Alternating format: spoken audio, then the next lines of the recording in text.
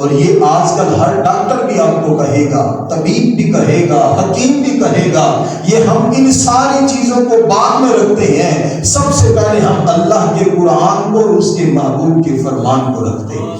یہ آیت اپنے ذہن میں رکھیں، اللہ نے روزے فرض کرنے کے بعد، اس کا مقصد بیان کرنے کے بعد، یہ بھی بیان کرنے کے بعد چند دن ہیں، یہ بھی بیان کرنے کے بعد مسافر نہ رکھے، مریض نہ رکھے، اور یہ بھی کہہ دیا جو نہیں رکھے گا وہ فدیہ ادا کرے۔ اس کے بعد پھر بھی یہی فرمایا اگر تم روزے رکھو گے یہی تمہارے لیے بہتر ہے۔ وَأَن تَصُومُوا خَيْرٌ لَكُمْ، آیت کے دو لفظ وَأَن تَصُومُوا خَيْرٌ لَكُمْ، اسے یاد کر لو، یہ اللہ کا کلام ہے، اللہ کا قرآن ہے، دوسرا پارہ ہے، فرمایا تم روزہ رکھو تمہارے لیے بہتر ہے۔ اور اس کے محبوب کے اس فرمان کے جو دو لفظوں کا ہے وہ بھی سومو تصحوا، تم روزہ رکھو صحت مند ہو جاؤ۔ اسی کو اپنے ذہن میں رکھیں اور ہمیشہ رمضان المبارک کے مکمل پورے روزے رکھنے کی کوشش کریں۔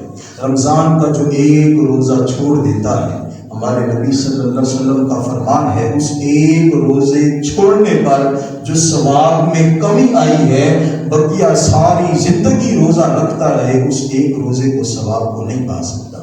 وہ ایک روزے کا ثواب چلا گیا، وہ ہاتھوں سے گیا۔ اعلیٰ حضرت مجدد دین و ملت آپ کا فرمان سنیے، آپ فرماتے ہیں ایک مرتبہ آپ اس چیز کو بیان کر رہے تھے، فرماتے ہیں رجب کا مہینہ تھا، میں نے خواب دیکھا ہے۔